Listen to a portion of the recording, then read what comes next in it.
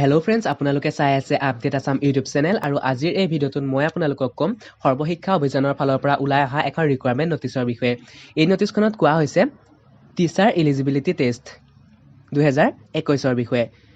গতিকে আপোনালোকে সেই এক্সামৰ বাবে কেনেকৈ এপ্লাই কৰিব লাগিব অনলাইন, আপোনালোকৰ যোগ্যতা কি লাগিব, এই সকলোখিনি কথা মই এই ভিডিঅ'টোত ক'বলৈ চেষ্টা কৰিছোঁ। গতিকে ভিডিঅ'টো স্কিপ নকৰি সম্পূৰ্ণকৈ চাই থাকিব। কিন্তু যিসকল নতুন ভিউৱাৰ্ছে মোৰ চেনেলটোলৈ প্ৰথমবাৰৰ বাবে ভিজিট কৰিছে তেওঁলোকক জনাব বিচাৰিছোঁ যে মই এনেধৰণৰ জব ভেকেঞ্চিৰ আপডেটসমূহ অথবা শিক্ষাৰ লগত জড়িত বিভিন্ন খবৰসমূহ এই চেনেলটোত আপডেট কৰি থাকোঁ। গতিকে কাইণ্ডলি মোৰ চেনেলটো ছাবস্ক্ৰাইব কৰি লওক আৰু কাষতে থকা বেল আইকনটো অল কৰি দিয়ক, যাতে মই আপলোড কৰা সকলোবোৰ ভিডিঅ' নটিফিকেশ্যন আপোনালোকে পায়। গতিকে পলম নকৰি আহক ভিডিঅ'টো আৰম্ভ কৰোঁ।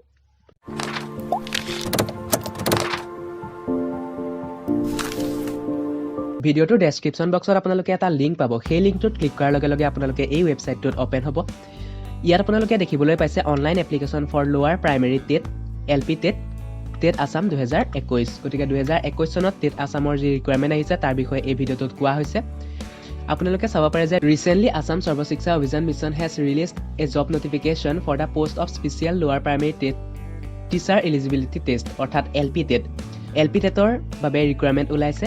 আপোনালোকে যিসকল ইণ্টাৰেষ্টেড কেণ্ডিডেট তেওঁলোকে এপ্লাই কৰিব পাৰিব, কিন্তু আপোনালোকৰ সেইখিনি ইলিজিবিলিটি থাকিব লাগিব। ৰিকুৱাৰ্ড ইলিজিবিলিটি ক্ৰাইটেৰিয়াখিনি আপোনালোকৰ থাকিব লাগিব। কি থাকিব লাগিব এলিজিবিলিটি, এই সকলোখিনি কথা মই ভিডিঅ'টোত কৈ আছোঁ, চাই থাকক আপোনালোকে। এক্সামিনেশ্যন ডিটেইলছ যদি আপোনালোকে চায়, নেম অফ দ্য এক্সামিনেশ্যন দেখিবলৈ পাইছে স্পেচিয়েল টিচাৰ এলিজিবিলিটি টেষ্ট 2021 অৰ্থাৎ টেট এক্সামিনেশ্যন। এই এক্সামিনেশ্যনটো অৰ্গেনাইজ কৰিছে গভৰ্ণমেণ্ট অফ আছামে। অথৰিটি আপোনালোকে চাব পাৰে সৰ্বশিক্ষা অভিযান মিছন আছাম। আপোনালোকৰ এক্সামটো ৰিটেন এক্সাম হ'ব আৰু সময় হ'ব 2.5 ঘণ্টা। ইম্পৰ্টেণ্ট ডেটছ যদি আপোনালোকে চায়, 20 জানুৱাৰী 2021ৰ পৰা আপোনালোকৰ অনলাইন এপ্লিকেশ্যন লিংকটো অ'পেন কৰি দিব। তেতিয়া আপোনালোকে অনলাইন এপ্লিকেশ্যন কৰিব পাৰিব। লাষ্ট ডেট আপোনালোকে চাব পাৰে 30 জানুৱাৰী 2021 অৰ্থাৎ 30 জানুৱাৰীলৈকে আপোনালোকে অনলাইন এপ্লাই কৰি থাকিব পাৰিব, কিন্তু তাৰ পাছত আপোনালোকে অনলাইন এপ্লাই কৰিব নোৱাৰিব। এডমিট কাৰ্ড ইছ্যু হ'ব 10 ফেব্ৰুৱাৰীত আৰু এক্সামিনেশ্যন আপোনালোকৰ 28 ফেব্ৰুৱাৰীত হ'ব মেবি। এইটো টেণ্টেটিভ ধৰি দিয়া হৈছে, হয়তো ইয়াৰ পিছুৱাব পাৰে বা আগুবাঢ়িব পাৰে। ইলিজিবিলিটি ক্ৰাইটেৰিয়া এতিয়া আপোনালোকে চাব পাৰে কি আপোনালোকৰ ইলিজিবিলিটি ক্ৰাইটেৰিয়া থাকিব লাগিব, আপোনালোকৰ যোগ্যতা কি থাকিব লাগিব এই এক্সামিনেশ্যনৰ বাবে অনলাইন এপ্লাই কৰিবলৈ। সেই যোগ্যতাখিনি থাকিলেহে আপোনালোকে এপ্লাই কৰিব পাৰিব অথবা এই এক্সামিনেশ্যনটোত আপোনালোকে বহিব পাৰিব। চাব পাৰে আপোনালোকে ছিনিয়ৰ ছেকেণ্ডেৰী আপোনালোকৰ এটলিষ্ট 50% মাৰ্ক থাকিব লাগিব। 2 বছৰ ডিপ্ল'মা ইন এলিমেণ্টেৰী এডুকেশ্যন অৰ্থাৎ DLED ডিগ্ৰী আপোনালোকৰ 2 বছৰীয়া DLED ডিগ্ৰী যদি আছে তেন্তে আপোনালোকে এই পদটোৰ বাবে এপ্লাই কৰিব পাৰিব। তদুপৰি আপোনালোকৰ যদি 4 বছৰীয়া বেচেলৰ অফ এলিমেণ্টেৰী এডুকেশ্যন অৰ্থাৎ BLED ডিগ্ৰী আছে 4 বছৰীয়া আৰু সেই ডিগ্ৰীখনত যদি আপোনালোকৰ মাৰ্কছ আছে 50% তেন্তে আপোনালোকে এই পদটোৰ বাবে এপ্লাই কৰিবলৈ যোগ্য।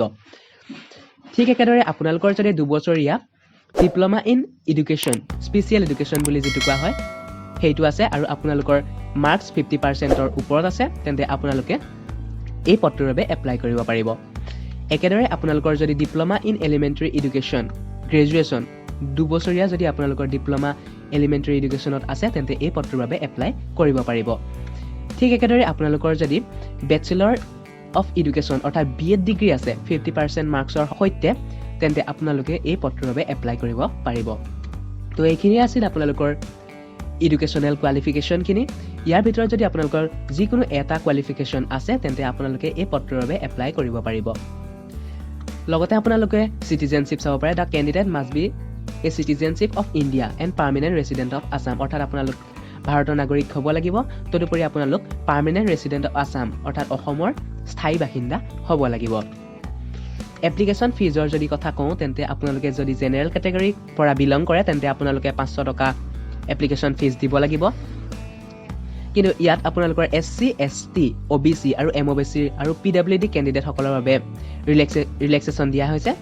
আপোনালোকে 200 টকা ইয়াৰ বাবে মাফ কৰি দিছে। গতিকে আপোনালোকে 300 টকা এপ্লিকেশ্যন ফিজ দিলেই হ'ব। ইম্পৰ্টেণ্ট লিংকছত আপোনালোকে গৈ চাব পাৰে যে ডাউনলোড অফিচিয়েল নটিফিকেশ্যন। আপোনালোকে যদি এই ৰিকুৱাৰমেণ্টটোৰ অফিচিয়েল নটিফিকেশ্যনখন চাব বিচাৰে তেন্তে ইয়াত ক্লিক হেয়াৰত ক্লিক কৰি অফিচিয়েল নটিফিকেশ্যনখন চাব পাৰিব।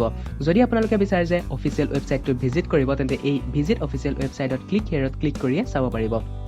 লগতে 20 তাৰিখৰ পিছত আপোনালোকে অনলাইন এপ্লিকেশ্যন লিংকটো মই ইয়াত দি দিম। গতিকে তাৰ পৰা আপোনালোকে ইয়াত ক্লিক কৰিও ডাইৰেক্টলি গৈ অনলাইন এপ্লিকেশ্যন ফিল আপ কৰিব পাৰিব। তো এয়াই আছিল আজিৰ জব নিউজটো। যদি ভিডিঅ'টো ভাল পালে তেন্তে লাইক কৰিব, কমেণ্ট কৰিব, লগতে মোৰ চেনেলটো ছাবস্ক্ৰাইব কৰিব আৰু কাষতে থকা বেল আইকনটো অন কৰিব। যদি আপোনালোকে ভাবে যে এই ভিডিঅ'টোৰ পৰা আপোনালোকৰ বন্ধুবৰ্গ বা পৰিয়ালবৰ্গৰ সহায় হ'ব, তেন্তে তেওঁলোকলৈ শ্বেয়াৰ কৰিবলৈ একেবাৰে নাপাহৰিব। ভিডিঅ'টো সম্পূৰ্ণকৈ চাই থকাৰ বাবে ধন্যবাদ।